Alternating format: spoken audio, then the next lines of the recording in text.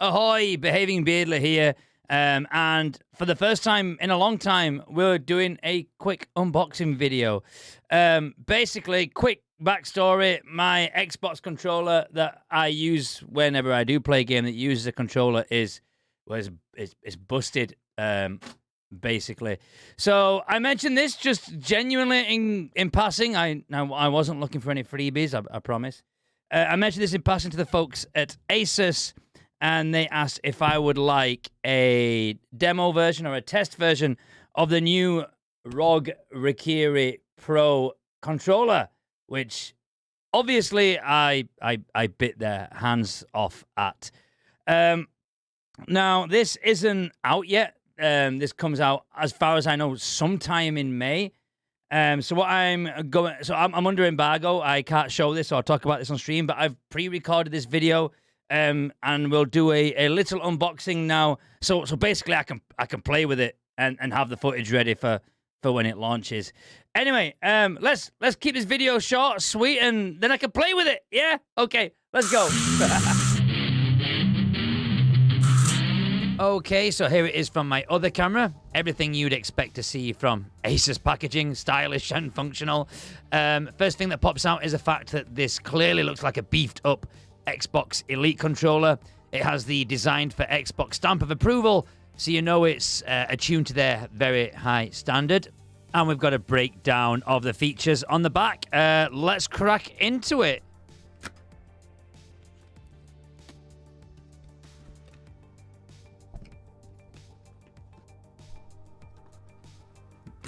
Oh, God, it's a good job they don't want this box back. The branding continues on into the packaging inside. I love the ASUS branding, that kind of, I always describe it as retro futuristic, almost kind of like that Blade Runner-esque feel. And there it is. It looks very typical of an Xbox Elite controller, but obviously, again, with the ASUS branding carrying through. I actually, I've never used an Elite controller to D-pad, so I'm kind of excited to have a go at that. There's buttons on the back there. That's the 4 customizable, reprogrammable buttons. And yeah, we'll remove the film off the front. I actually really like this kind of is it translucent? Semi-transparent? I don't know. Design with the kind of floating ROG logo on there. That's really nice. Excited to get this into the ASUS ROG Aura sync, so I can have the lighting all matching with all the rest of my ASUS products. Got the triggers on the back there. There's the 2 switches underneath, so you can switch between kind of full range motion or kind of more gradual. So that's going to be perfect for flicking between, say, first-person shooters and racing sims. We've got what's this on the back? Oh, this will be the dongle. Yes, this will be the dongle for the 2.4 gigahertz receiver, which I actually love. No other controller or Xbox controller has this. So this is the 2.4 gigahertz. So this is instead of using Bluetooth. Now this controller does have Bluetooth. You can wire it via USB or use this dongle. For me, like, I always get issues with Bluetooth. I don't know if it's because I have that many Bluetooth devices that it causes interference. But the 2.4 hertz receivers, I use one on my mouse, the ROG Harp Ace, and that's amazing. We've obviously got the 4 buttons on the back as well. They are really nicely placed. They can be customized to be used as keybinds or to change the sensitivity on the analog sticks and things like that. There's the D-pad. Really kind of keen to have a go with it. I've only ever used traditional D-pads. Overall, I mean, exactly what you'd expect from kind of an Xbox-approved controller. It's the best of Xbox, and it's got the functionality and flair of ASUS ROG. I've just noticed the the buttons as well, the ABXY. They've got the kind of ROG branding carrying through on there as well, which I really, really like. The grip on the sides is really nice as well. It's kind of got like a rubber feel grip on the back. where your hands sit on the controller. I don't know if you can see that there, but that's really, really nice. It feels really good. There you go. A bit of ASMR scratching. Okay, that's kind of creepy. Moving on. Probably important to mention that this uses a 3.5mm jack input in the bottom for your headset and microphone. And there is a mute button underneath the controller as well that you can just tap with your thumb, which is really nice. It's really universal for different type of headsets, as long as it's a 3.5mm jack. Should probably check underneath what else is in the box. I assume we've got a cable. Oh, please be a long cable. Please be a long cable. There's nothing worse than short cables. That's a long cable. It's kind of one of my pet peeves when you buy headphones, especially that have short cables. Obviously, we've got a standard USB to USB-C cable, which will plug straight into the controller. And then we've got our instruction manual. Let's have a quick look. But, you know, we don't read manuals, right? I'm just going to plug this into the PC and see what happens. Just quickly, thought I'd show you the mute button, because I didn't actually show you that. There's the 3.5mm input as well. And on the top, there's two little buttons there for controlling the OLED display. There we go. Let's connect this to the PC. Oh. There's the Republic of Gamers. Okay, it shows what profile we're on. Full battery.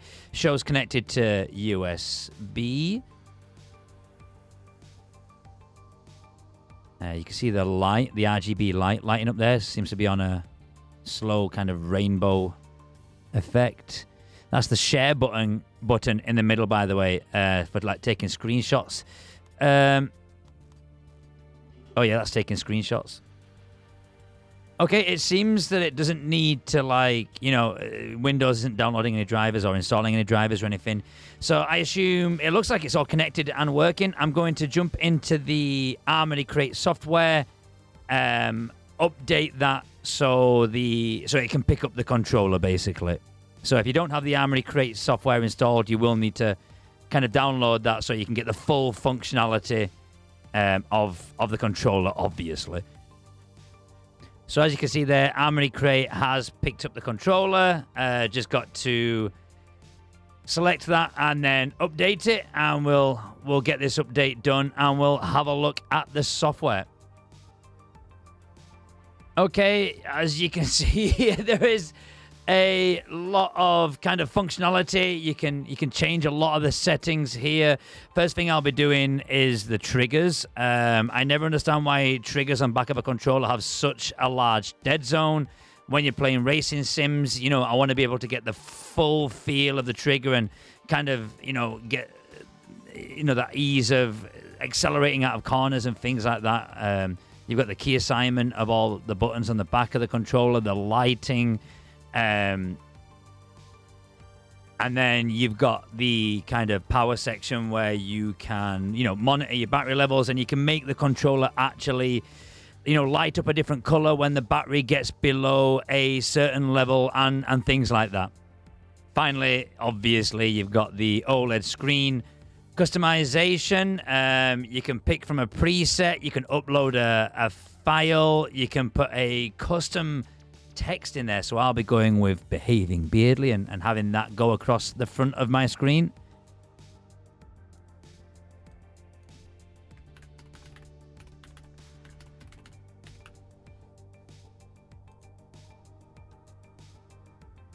And there we go. Just to show you as well, let me pick up the controller. You press and hold the top right button to turn on the screen. Press and hold it again to bring up the menu. You can change things here like screen brightness, screen off time, all your profiles, wallpapers. Press and hold the right button to select the option. And it's probably important to point out that under the PC section here, that's where your Bluetooth connectivity is. And you can connect to anything with Bluetooth. So if you want to play, for example, Xbox Cloud Gaming on your Samsung TV or mobile device, you can connect via Bluetooth via the PC options on the screen there. Okay, fast forward. More hours than I'd care to admit. I've been using this controller for a few hours here. Absolutely love being able to set the shorter trigger range when playing games like Jedi Survivor. It made a huge difference being able to quickly parry and time those counterattacks and things like that, just having the shorter range on the controller. I did fire up Forza Horizon as well. And as I said earlier, I went into the trigger customization and just removed the dead zones. And being able to slightly feather the triggers to accelerate out of corners and get that full range of motion was absolutely fantastic. And obviously, I'm a Sea of Thieves main streamer. Sea of Thieves is a lot of kind of, programmable or keybinds or, keybindable actions, I guess. So what's great about this with the 4 buttons on the back, if you do want to have like plank or bucket or cannonballs or special balls quickly bound to those 4 buttons on the back for those kind of clutch moments, the 4 buttons on the back are incredible for that. Or, essentially quickly changing the sensitivity of the analog sticks. I guess it'd be the equivalent of DPI switching on a mouse. I'm using the 2.4 gigahertz connection. As I mentioned earlier, Bluetooth just doesn't work for me. I'd rather go wired. I've been skeptical over wireless devices for years, honestly. But using the ASUS ROG Harp Ace mouse and now this controller using the 2.4 gigahertz connection, it's just a massive game changer. There has literally been 0 issues using that. And as I mentioned earlier, this controller, it's the only controller, like Xbox controller you can get that uses 2.4 gigahertz connection, which for me personally is probably its biggest selling point. But anyway, to summarize, with Xbox's experience and quality combined with Asus ROG's flair and functionality, the RAIKIRI Pro is an absolute powerhouse of a controller, and I've absolutely loved using it. So huge thank you again for sending this out and giving me the opportunity to get my hands on this early. It's been absolutely fantastic. And I think that about wraps everything up. Thank you for watching. I'll see you in the next one. Bye-bye.